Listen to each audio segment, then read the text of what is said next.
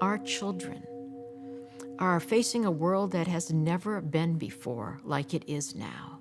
And we need new tools and new ways of being with each other. We can't just worry about, is the church going to survive? We have to worry about, is the planet going to survive? Are our children going to have a future? Village, peace, village, peace, village, peace, village, peace, village, peace, village, peace, village. I don't think we can imagine a world peace without finding ways for our religious traditions to be able to appreciate one another. Peace Village was an amazing experience for me and my family. Our youth are growing up in a more global environment. They have access to different ideas in different cultures. You are the one who's going to take the children to the next level and make them participate in a bigger way and make them love each other, and that will stand for many generations to come, what you will do.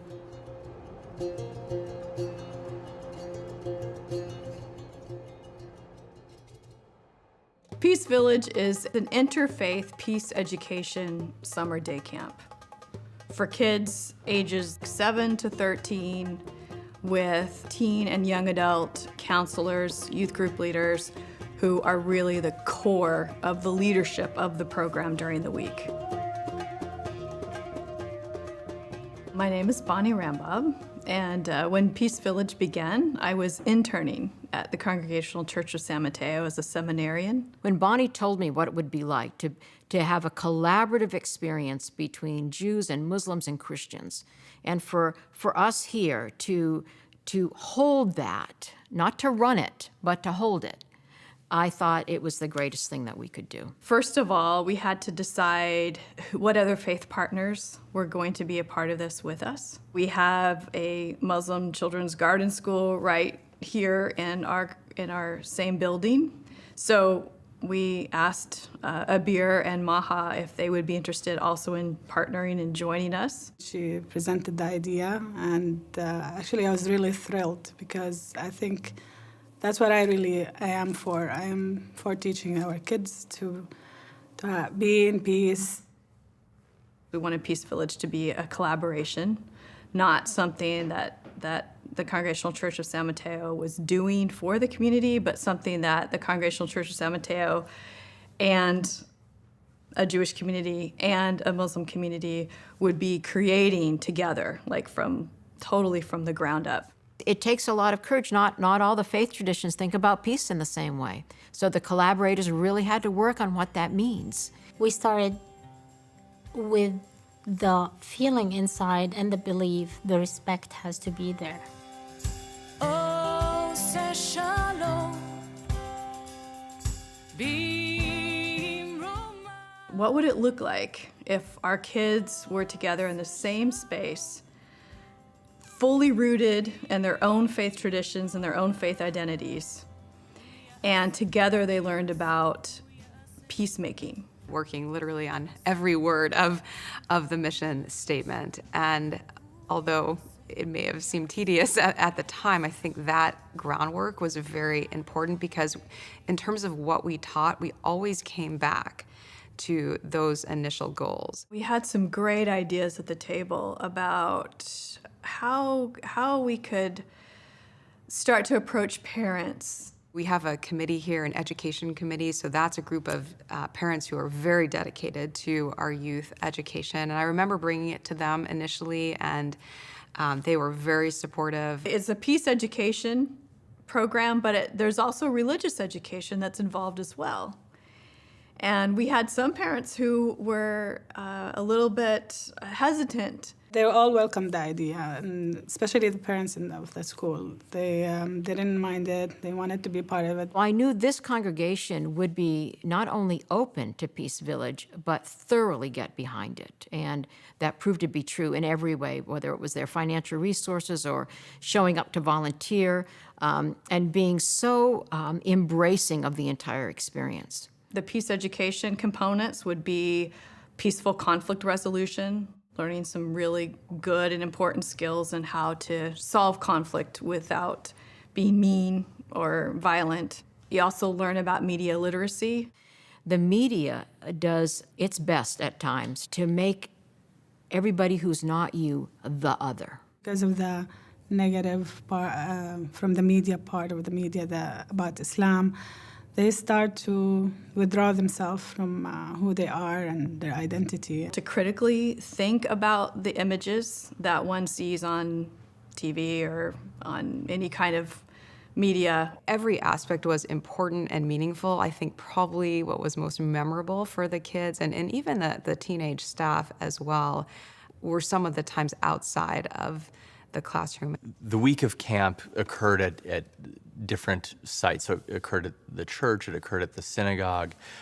There were field trips to other religious institutions. Having that opportunity to be in the space of other faith traditions from the get-go made it engaging, I think, for the kids because they were exploring new territory. To communicate to children that don't know about the Christian tradition, as well as to our own kids, what is most important that we want other people to know about our tradition. Wow. That was a challenge, and I've been studying theology for 30 years. May the one who makes peace bring peace down. And maybe more than hearing me blow the shofar or showing them the Torah, but that they played this game at the synagogue and they made friends with a kid from the mosque and a kid from the church and a kid who's Jewish. The hands-on, interactive, really cultural kind of activities, whether that was sharing food together, singing, Israeli dancing was a favorite here. Ask any question, you can't offend us. This is all for the sake of learning. Peace Village happened in the month of Ramadan, the fasting month. When it's the Muslim day, everybody decided to fast half of the day and they skipped the first snack period. When you're sitting beside someone who says, I can't have food today because in my faith tradition, this is Ramadan, and we don't eat. And it reminds us to be mindful of God, Allah. You can't manufacture that. They got to learn more about Islam and about the traditions. The best way to learn is learning from others. Kids, they learn from kids. Another component of Peace Village is leadership development, because once you're a villager, you're a peace villager wherever you go. One of the biggest goals was to empower these kids from the youngest age to the staff to say, you really can make a difference and do something, whether it's in your home, in your school, in the local community.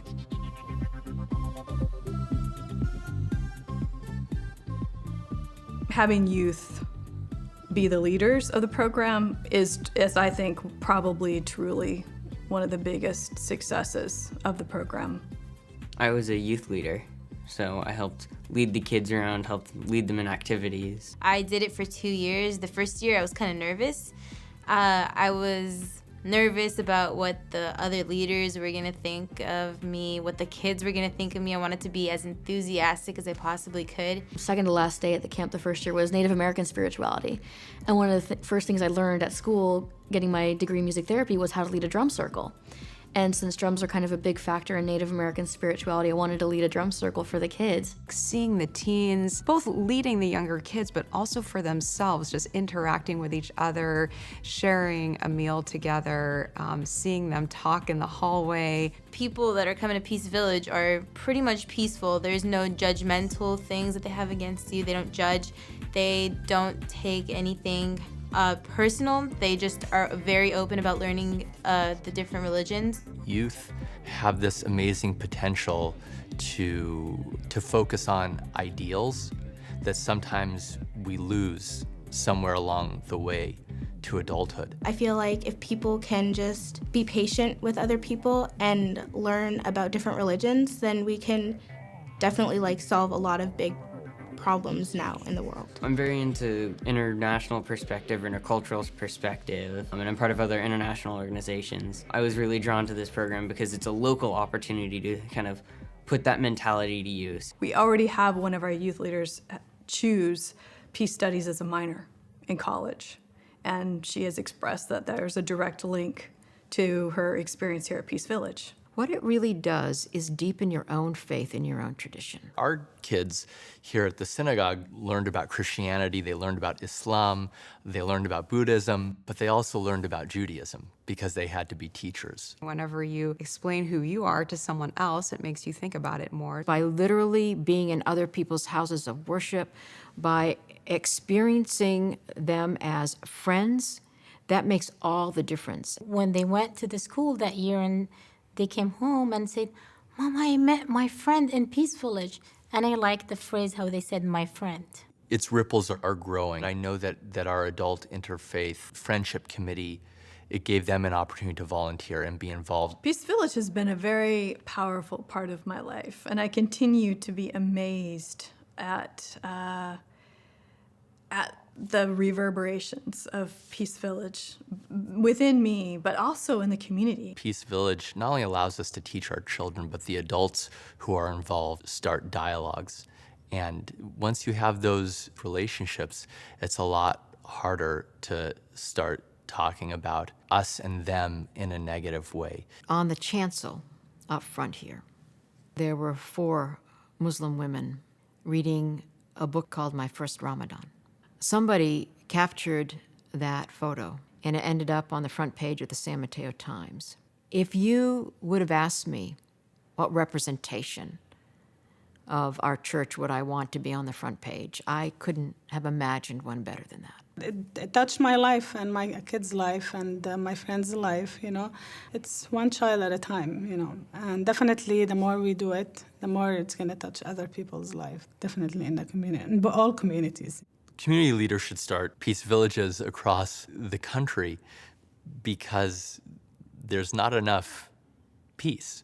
If we don't have an alternative to the religious violence and the religious conflict that we see around the world, if we can't be a strong alternative to that, then we will not have a future that our children will be able to survive in. It's a great idea to build bridges. Because once you put a face and a story together, then when you hear something else, you say, wait a minute, that's not my experience. And that's when fundamental and transformational change actually happens. In your corner of the world, there are many opportunities to make peace. There are relationships to build, trust to be made, and it might be in the most simple way. And usually a smile goes a long way, you know.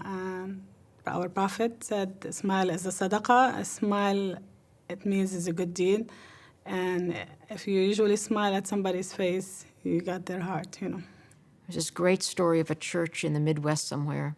A mosque was being built, and once it was finished, it was near the neighborhood of the church.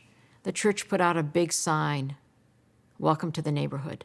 The way to trust people is to really give them a chance. I think you have to find the right partners. You have to find people you want to work with and who share similar values. Who's in the neighborhood? Who might be open to working on a collaborative project like this? And who believes in children? Those are kind of the first questions to consider. The first experience is always hard. You have to be patient. You have to be very honest and innocent with what you're doing and a good believer. Without friendships in place, I think it would be really hard to have the kind of trusting relationship that you need to be able to work together on creating a Peace Village program. Peace Village and things like it are the real work of spiritual communities. As we serve together, as we share meals together, as we hear each other's stories. And the greatest thing is kids are kids. Whether they're Jewish or Muslim or Christian or Buddhist, kids are kids. It's a week, but it's really more than a week. And I know in talking to our kids who participated, they absolutely took Peace Village with them. And I know for me, I do too. If you have the idea of starting a Peace Village, so you are doing something great for yourself, for the community, and definitely for the kids.